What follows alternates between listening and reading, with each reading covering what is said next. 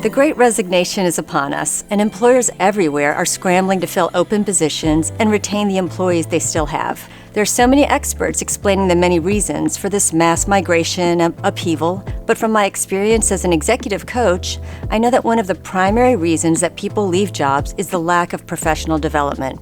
For many people, the pandemic created an opportunity to assess personal and professional aspirations. People who were frustrated and dissatisfied with their circumstances began asking themselves, what do they really want in a job?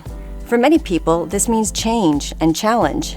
Employers that will invest in their personal and professional development and create conditions for career growth and exploration. Professional development is a phrase often used to describe training sponsored or provided by your employer in order to help you advance your career or make a more significant impact in your organization. But what if you're in an organization that hasn't afforded you such opportunities? How can you develop yourself and create your own path for professional development?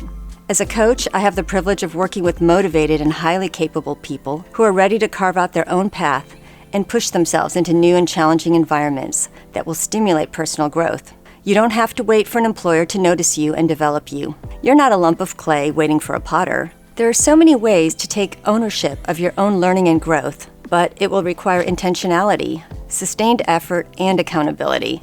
If you're feeling stuck in a dead-end job or notice that things feel stagnant and rote, it may be time to create your own personal development plan to challenge and transform yourself. This will require 3 basic steps. 1. Make a clear-eyed assessment of where you are. What's your present reality? What do you not like about the status quo? 2. Envision a future desired state. Where would you like to be 3 months from now, a year from now, 3 years from now? What inspires you about that future vision? And why is it meaningful to you? And 3. Design an actionable plan to close that gap. What will it take to get to that future desired state? What smaller goals do you need to set in order to achieve that larger goal? Break it down into manageable chunks and then build an ambitious but realistic timeline to tackle those sub-goals. So how do you know if your plan is going to stretch you and help you grow? Here's the test I use with my clients. Draw 3 concentric circles. That inner circle is your comfort zone. It's nice and cozy because you've been hanging out there for a long time and things have become easy and automatic. That outermost circle is the panic zone. If your goals induce a feeling of panic, they might be too big and too scary, which will cause you to retreat and hide in that comfort zone. But that middle ring is the growth zone, and moving into that area should feel like you've just been given a stretch assignment. A little fear is normal because this is new territory. Before you move into that new territory, you will want a plan and social support from somebody like a coach or a colleague to keep you accountable.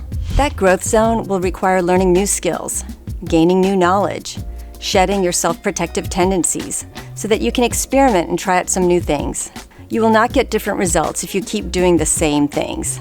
I know my clients are growing when I see them take steps forward and take responsibility for their own development. Sometimes a client needs courage to lean into a bigger leadership role.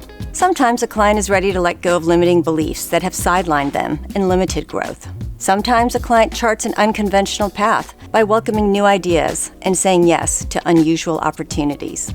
But the common thread is that the journey doesn't just move you toward a new reality, it transforms you so that you're a different person when you get there. I recently coached a client who made a radical lateral move into a totally different industry at the age of 45. He went back to school to get certified and to learn a new field. He stepped out of his comfort zone and let go of the career he had been building for 25 years. In the space of 2 years, he was able to reimagine his career plan and reinvent himself. Adam Grant says a meaningful job doesn't have to improve the world. It just has to improve you. Investing in your own growth now might be the best way to have more impact later. If you're committed to increasing your influence and having more impact, spend some time reflecting on what that would look like.